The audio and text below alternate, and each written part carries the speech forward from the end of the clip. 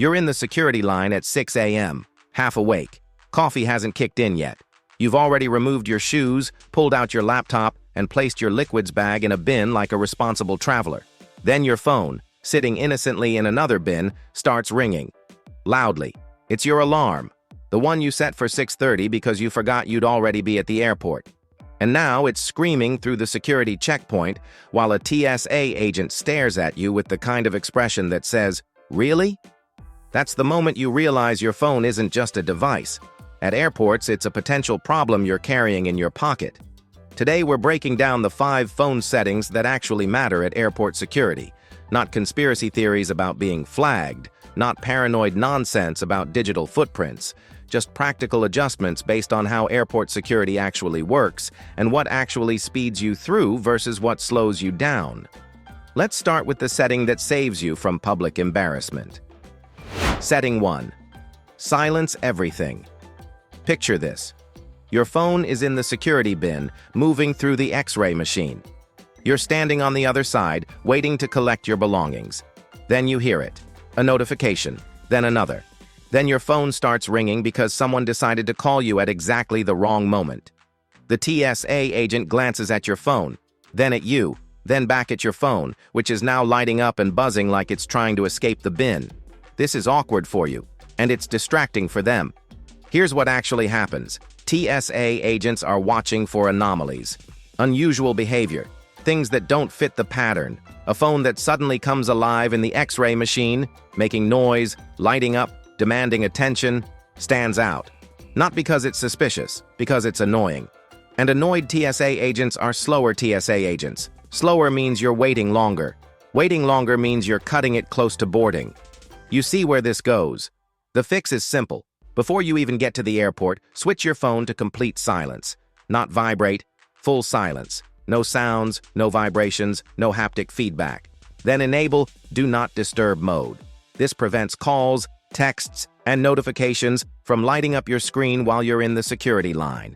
And here's the move that frequent travelers use. Turn on airplane mode before you put your phone in the bin. This kills all wireless signals, which means nothing can trigger your phone mid-screening.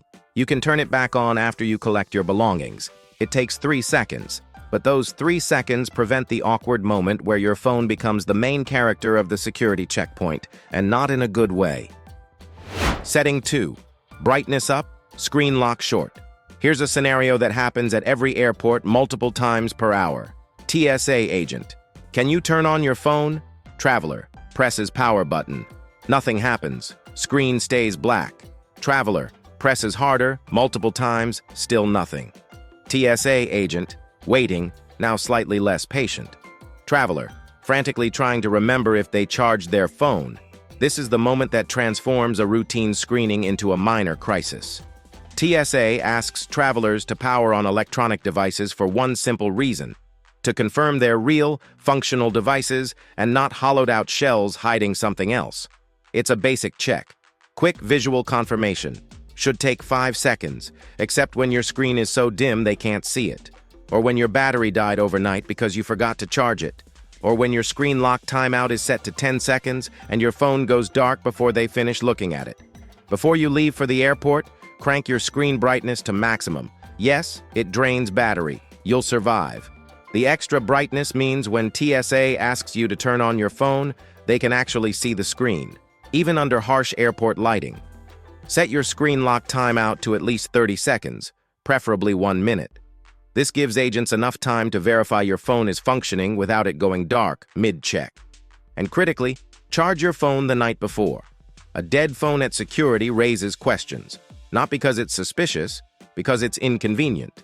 They can't verify a dead device, which means you might get asked to step aside while they figure out what to do with you. Keep a portable charger in your carry-on. If your phone is low on battery when you reach security, you have backup power.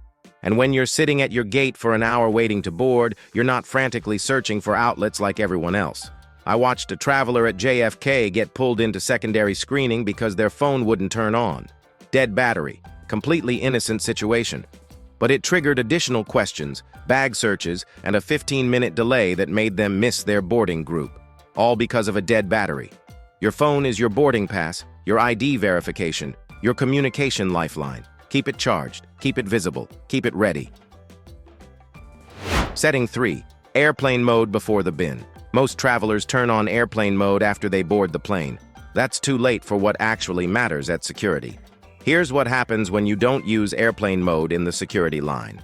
Your phone is actively searching for networks. Bluetooth is pinging nearby devices. Wi-Fi is attempting to connect to airport networks with names like free airport Wi-Fi that definitely aren't secure. Your phone is basically shouting, "I'm here," to every wireless signal in the terminal. This causes 3 problems. Problem 1, battery drain. Your phone is working overtime trying to connect to networks while sitting in a plastic bin. By the time you collect it, you've lost 5% battery for no reason. Problem 2, unwanted connections. Airport Wi-Fi networks are notorious for auto-connecting your phone without permission. Suddenly, you're connected to an unsecured network, and your phone starts syncing emails, downloading updates, or doing whatever it does when it thinks it has internet. Problem 3, the embarrassing Bluetooth pairing. Your phone tries to connect to someone else's wireless headphones, or their smartwatch, or their car that's parked in the garage 3 miles away but still somehow shows up in your Bluetooth menu. I've seen this happen. Someone's phone, sitting in a security bin, suddenly starts playing music through another traveler's AirPods. Chaos ensued. Turn on airplane mode before you put your phone in the bin. This kills all wireless signals instantly. No Wi-Fi searching, no Bluetooth pinging, no cellular tower hunting. Your phone becomes quiet, contained. Exactly what you want it to be during screening. After you collect your belongings and you're walking toward your gate, then you can turn off airplane mode and reconnect to the world. But during those critical 3 minutes in the security line, your phone should be in full isolation mode. Setting 4. Disable Face ID and Fingerprint. This one is different. It's not about TSA at domestic security checkpoints. It's about customs and border protection when you're entering a country. Here's the uncomfortable reality. At international borders, biometric unlocks can work against you. U.S. Customs and Border Protection officers have the legal authority to ask you to unlock your phone. If your phone uses Face ID or fingerprint recognition, they can, legally, hold your device up to your face or press your finger to the sensor without your active consent. A passcode is different. A passcode requires you to actively type it in. It's a deliberate action, not a passive biometric scan. Now, this doesn't mean you'll definitely be asked to unlock your phone. As we covered in the phone search video, device searches are rare, about 1 in 9,000 travelers. But if you are selected, having biometric unlocks enabled removes one layer of control. The move frequent international travelers use. Before you leave for the airport on international trips, go into your phone settings and disable Face ID and fingerprint unlock. Switch to passcode only. Yes, it's less convenient. You'll have to type your code every time you unlock your phone. But convenience isn't the priority when you're crossing international borders with work emails, client data, or private messages you'd rather keep private. After you clear customs and you're safely in the country, you can re-enable biometrics if you want. For domestic travel within your own country, this isn't really necessary. TSA at security checkpoints doesn't have the authority to search your phone's contents. They can only ask you to power it on. Biometrics are fine for domestic flights. But international borders? Different rule book entirely. Setting 5. Enable Find My Phone. Security bins move fast. You're juggling shoes, belt, laptop, liquids bag, jacket, watch, and your phone, all while trying to remember which bin has what and making sure nothing gets left behind. Here's what happens more often than anyone wants to admit. Travelers forget their phones in the bin. It sits there, unclaimed, moving down the conveyor belt while you're putting your shoes back on and reorganizing your bag. By the time you realize your pocket feels light, your phone is either sitting in a TSA collection area or someone else grabbed it by mistake thinking it was theirs. I've watched this happen in real time. A traveler walked away from security, got 15 feet toward their gate, stopped, patted their pockets, and sprinted back to the checkpoint in full panic mode. Luckily, their phone was still there. But that moment of terror, realizing you just lost your entire digital life in an airport security bin, is avoidable. Enable Find My Phone, iPhone, or Find My Device, Android, before you leave for the airport. This lets you track your phone's location if you accidentally leave it behind. If you forget your phone in a bin and realize it 2 minutes later, you can open the Find My app on another device and see exactly where it is. Still at security? Sprint back. Already collected by TSA? Head to their office. Picked up by another traveler by mistake? You can see it moving through the terminal. Set up Find My phone to play a sound even if your phone is on silent. This way, if your phone is nearby but you can't see it, buried under someone's jacket in a bin, fallen between seats at your gate, you can make it ring and locate it instantly. Why this matters more than any other setting. Everything else on this list prevents minor annoyances. This one prevents catastrophic loss. Your boarding pass is on your phone, your hotel reservation, your rental car confirmation, your credit cards if you use Apple Pay or Google Pay, your two-factor authentication for basically everything important. Losing your phone at an airport doesn't just ruin your trip. It creates a cascade of problems that can take days to resolve. Enable Find My phone. Check that it's working. Make sure location services are on. It takes 2 minutes to set up and could save you from a travel nightmare. 5 settings. 5 small adjustments you can make before you even leave for the airport. None of these are secrets. They're not hacks.